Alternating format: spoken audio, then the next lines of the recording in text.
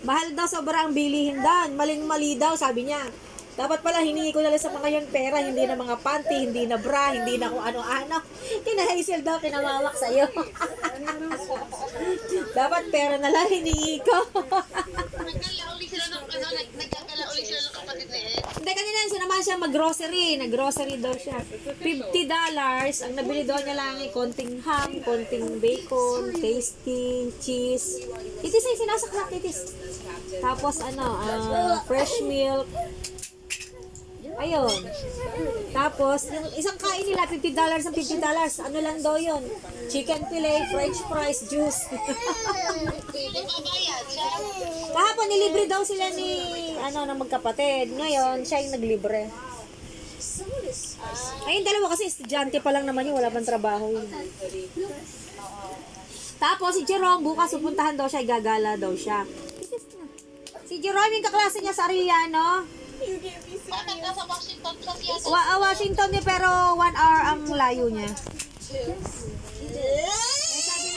Sabi naman ni Jerome, nag-text sa akin si Jerome, huwag mo kayong mag-alala, pupuntahan ko lagi si Chloe para hindi ma-homesick. Bukas daw schedule na pupuntahan siya. Tingnan ko nga ikaw ang yabang nun, sabi ni Nene, hindi kaya bang yabang, tingnan ko saan ako igagala. Kataasan na ikakain laang ako noon sa ito.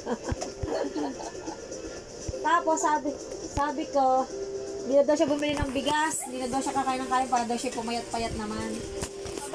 Sabi, puro tinapay na lang daw kakain. Ako, buti kung makatagal ka. Oo, makakatagal ako. Maghaham na lang daw siya sandwich, gano'n. Ayun. Doon natulog kagabi si Eya. Sinundo naman ni EJ kaninang umaga at may pasok nga daw. What are you doing? Raise your hands. Tapos yung mami ni na Iya bukas papunta namang Pilipinas 1.5 month dito. May pinapagawang resort sa tumama sa paa yun anak. May pinapagawang resort sa Nueva Ecija. Ha? Ay, meron kasi silang home for the aged yata dito. Nagtayo sila ng home for the aged. Ay, minsan nagtatrabaho daw yung dalawa doon, sabi ni si EJ lang yata. Ha? Roberto nga pala ako kay Peroy na Longganisa. Kailan? And maybe Sabrina could teach us something. Nagpapabili si Ma'am Tennessee. Ilang kilo? Tatlo. Oh, kamahal ngayon. 350 yata, 360. Tapos ang order ay 6 na dinakdakan, 6 na sisig. Kailan dadalhin? Titi sa akin. Titi na akin. Hoy. At umuwi ako, idadaan ko na sa kanila pag-uwi ko. Magkano isang order na sabi mo sisig? Wala pa ako sinabi. Oo, kami nagmahal na kamo. Kamamahal na yun. Yung isang order yun, pagkaunti lang yun. Kaya lang madami sa'yo. Oo nga, 6 na dinakdakan, 6 na sisig, dalawang half na bibingka. Oo. Hap. Hindi daw kasi yung... Oo, half. Hindi na daw kasi yung kanyang pa-blow out sa kanyang birthday sa April. Doon, sa mga taga-raon, mga kapatid niya. Oo, sa kapatid niya, yung bibingka, bibigay niya kay Sir Dante, yung isang iba. Yung isa kay Sir Rene, paparito daw ng magkapatid yun. Ano yun? Yung kanin lang? Bibingkang kanin? Oo. Okay. Oo. Dapat magpasundo ka sa terminal pagdating. Ay, atid ka ni Marvin. Oo. Okay.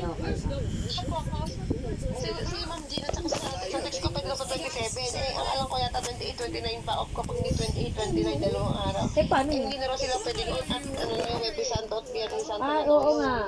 Paano yun? Baka daw pwede 27. Paano nga? Kapag ano ka ba?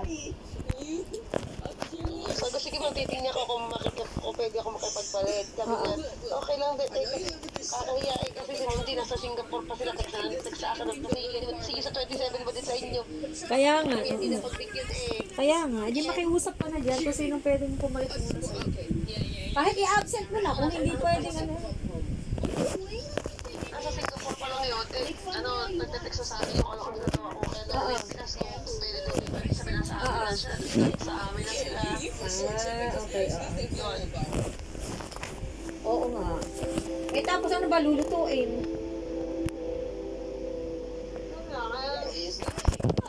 Nagdami tao ka ng Hazel noon. Biyernes Santo, yung mahal na araw na yun. Holiday na yun, maraming tao yun. Eh di, i-reserve ng ano, ng table sa taas.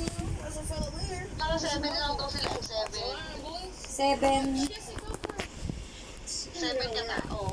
Ah, 7 sila, 7. Ah, okay. Kasama si, kasama ni Sir June, si Sarah, at saka yung anak niya. Yung anak ng tatlo, si Ma'am Jean, si Sir Juan. Oo. Si Sherwin yung driver. Namamasyal ba sila o kakain lang talaga? Kakain lang. Kakain lang. Wala sila ibang papasyalan na. Wala na kasi resort na sila kakain lang. Eh, anong papadala mo doon pag ano? Bibingkoy. Ah, bibingkoy. Ah, okay. Okay na yun, bibingka. Wala na iba. Wala, bibingkoy lang muna sa limang Jean eh. Bibingkoy, hindi bibingka, bibingkoy. Hindi, bibingkoy. Sana naman, sa June, pagdating ni Sir June, nagkaan na ng bibingkoy. Pati pagdating ni Sir June, bibingkoy. Tagay pa naman yun. Ay, ko katagal pa naman. I heard you the first time. I just don't date basketball players. Sorry. Ano kaya pasalubong ng sayo? Yun lang, hindi ko alam eh. Tinitigyan mo na naman ako, gawa pa po yan. Dahil naman naman. Ay, nakabili ka ba ng papahit mo? Sabi mo, sabi, hindi, yung sa tigyan, di ba may pinapahit ka sa bibili ka dun sa ano? Moderna. Ako nga, yung pinakso. Ah, nakabili ka? Nakabili ka? Oo. Ayun sa paa. Napili ako yung sa paa. Ah, ano yun? Pang pahit pa lang? O ano, painom? Kasi pag-spray ka naman. Ah, oo. Puno ka pag-spray. Ayun pa, eh ano, nagbabago naman? Kung kaputi na. Ah, okay. Oo. Di kaya sa Cutex lang yun? Bakit tayo sa iyo ng church? Nakauwi na. Kailangan siguro to. Nandun eh. Ay, baka siguro kayo kung ano ko ng kanisa ng mga spray kinaktaan. Di pinapiaran ha? Wala naman kami kinukuha doon. Kami ay sa akin lahat na naka-charge yan. Ako patay siya sa akin. Wala naman binibili. Sabi ko kasi na nag-order kayo ng ulam doon kanisa. Hindi siya magbabayad. Wala naman eh, ang addition.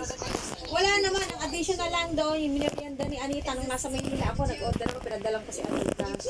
At saka yung huling in order na diniliver na hindi ko napasama sa lista, yung, ba yung huli na yun? Basta may huli, kahulihan na in order, nandito ako papaalis ka na noon. Hindi nakasama yun. Nung gabi, yung 6 na rice, saka isang fish fillet ba yun? It might not be a bad idea.